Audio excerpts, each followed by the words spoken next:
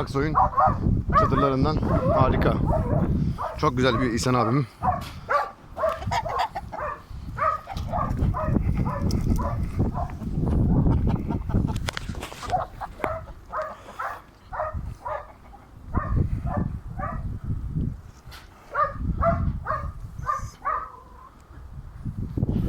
Aç kapıyı, içeri girelim babam. Selamünaleyküm.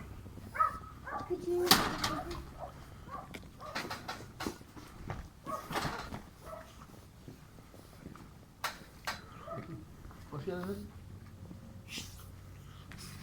Böyle mesajı. Umut beğendik. Yavaş. Ya. Ben koşma demiyor musun sana? Koşma kuzum, gel. Olsun dedesi.